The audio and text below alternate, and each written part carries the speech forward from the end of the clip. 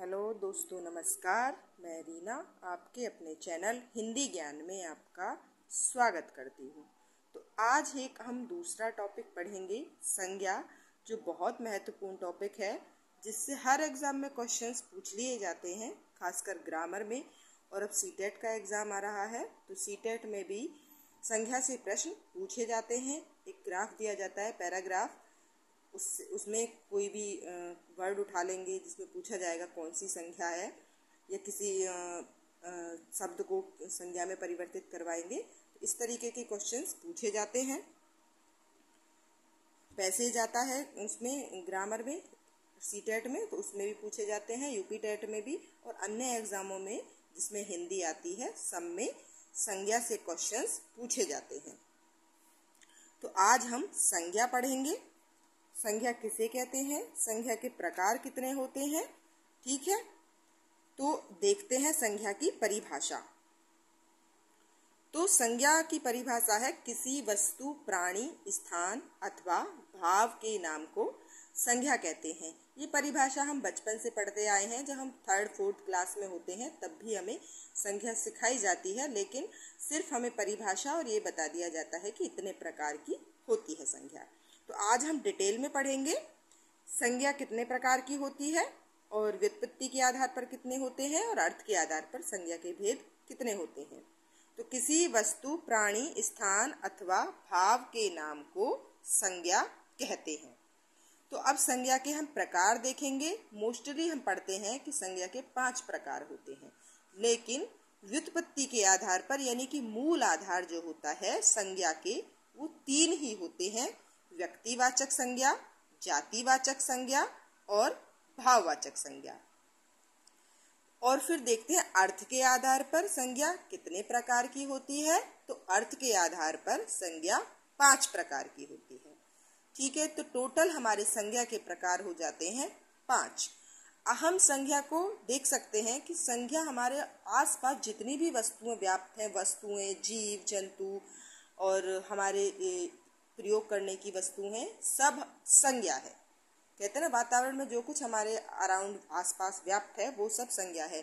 जैसे किसी शहर का नाम, किसी पदार्थ का नाम, किसी व्यक्ति का नाम, किसी समूह का नाम, कोई दल है, कोई समूह है, तो सारा कुछ जो है हमारे अराउंड, हमारी खाने पीने वाली वस्तुओं के नाम, सब जो भी कुछ, जिसका भी जो भी नाम है, वो सब संज्ञा है। यानी हमारे अराउंड जितनी भी वस्तु हैं, अब हमको किसी नाम से डेडिकेट करते हैं, वो सब संज्ञाएं हैं, यानी सब संज्ञा है। हम सिर्फ संज्ञा की ये परिभाषा देख सकते हैं कि हमारे जो कुछ आसपास व्याप्त है वो सब संज्ञा है, ठीक है। तो अब देखते हैं अर्थ के आधार पर संज्ञा।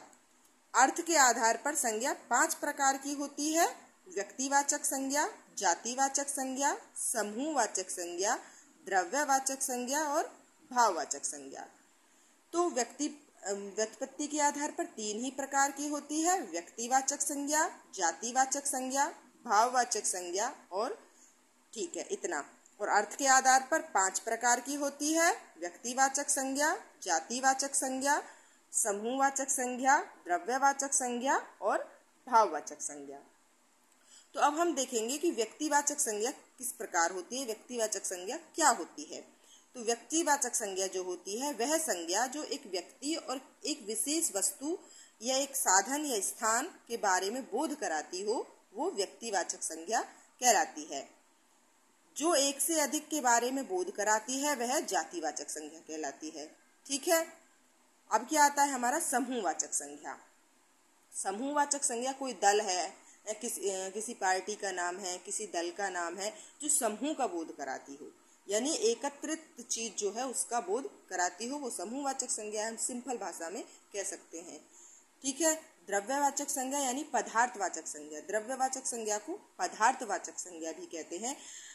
कोई भी पदार्थ है, यानी लोहा है, द्रव्य से मतलब ये नहीं है कि सिर्फ तरल ही पदार्थ हो, लोहा है, सोना है, चांदी है, ये सब पदार्थ हैं हमारे, तो द्रव्यवाचक संज्ञा के अंतर्गत आते हैं। फिर आता है हमारा भाववाचक संज्ञा, यानी इमोशंस, यानी धैर्य और गुस्सा, प्रेम, ये सब हमारे भाववाचक संज्ञा है। तो एक इसी के अराउंड यानी संज्ञा के अराउंड ही मैं एक छोटी सी पोयम में, एक कहानी में इसको प्रो के रख सकते हैं। मान लो एक व्यक्ति है जिसका नाम है रमेश, ठीक है, तो वो क्या हो गया, व्यक्तिवाचक संज्ञा हो गया। उसने एक खरीदा कुत्ता, तो कुत्ता खरीदा, कुत्ते का कोई नाम नहीं रखा, यानी तो वो एक कुत्ता है, तो क्या हो गया, एक जातिवाचक संज्ञा हो गई, यानी एक कुत्ते की प्रजाति है, ठीक है। तो अब हमने उसका नाम रख दिया पर्टिकुलर, यानी टॉमी, तो टॉमी क्या हो गया, एक व्यक्तिवाचक संज्ञा हो गया। तो क्या हो गया, नाम हो गया, व्यक्तिवाचक संज्ञा हो गया, कुत्ता उसने खरीदा तो उसका वो हो गया जातिवाचक संज्ञा। अब वही कुत्ता यही वही टॉमी जब थोड़ा बड़ा हो जाता है तो बाहर अन्य कुत्तों में जाके खेलता है, तो फिर वो व्यक्ति कहता है कि जो टॉमी है वो कुत्तों के झुंड में जाके खेल रहा है या गैंग में जाके खेल रहा है, तो वहाँ क्या हो जाएगा, वो समूह के साथ खेल रहा है, ठीक है, यानी कि उसने एक पार्टी बना ली, जाके उसने दोस्त बना लिए अपने, तो वो वहाँ समूहवाचक संज्ञा हो जाएगा। फिर उसके बाद आता है द्रव्यवाचक संज्ञा, तो वो उसको एक खाने के लिए वहाँ कोई तरल मतलब पदार्थ मिल जाता है, यानी उसके घर में दूध होता है, वो उसको पी जाता है, तो कुत्ते ने क्या पी लिया, दूध पी लिया। या कुत्ते ने कोई पदार्थ है, किसी के यहाँ से कोई वस्तु उठा के ले आया, यानी कोई टुकड़ा पड़ा था सोने का या चांदी का, या फिर मान लो लोहे का कोई टुकड़ा पड़ा था, उसको उठा के वो ले आया, तो वो क्या हो गया, वहाँ द्रव्यवाचक संज्ञा हो गया। फिर क्या होता है, भाववाचक संज्ञा। अब क्या हुआ, उस पदार्थ को लेके आया जिसको, तो उसमें कोई जहरीली चीज लगी हुई थी पदार्थ में, अब वो उसको जैसे ही लेके आया तो उसका विष जो है वो उसके अंदर चला गया, उस टॉमी के अंदर, तो क्या हुआ, वो टॉमी वहां मर जाता है। अब क्या होता है, वो जो व्यक्ति है उस टॉमी को लेके आया था, अब उसको बहुत दुख होता है, वो रोता, हाय मेरा टॉमी चला गया, हाय मेरा डॉगी चला गया, मैं बहुत परेशान हूँ, रो रो के हाय टॉमी, हाय कुत्ता, हाय हाय उसने मचा के रख दिया। तो वो क्या हुआ, वो उसके इमोशंस बाहर आए, यानी भाववाचक संज्ञा। तो एक छोटी सी कहानी के रूप में हम इसको देख सकते हैं, यानी हमारे अराउंड जो कुछ व्याप्त है, हम जो क्रियाएं करते हैं जिसके प्रति, या हम जो चीज़ें उपयोग करते हैं, वो सब संज्ञा है। आई होप आपको पसंद आई होगी संज्ञा, समझ में आई होगी। अगर आपको समझ में आई है, अगर पढ़ाने का तरीका या आपको मेरी वीडियो थोड़ी अच्छी लगी हो, तो कृपया मेरे चैनल को सपोर्ट कीजिए, लाइक कीजिए, सब्सक्राइब कीजिए, शेयर कीजिए और कमेंट कीजिए। धन्यवाद दोस्तों।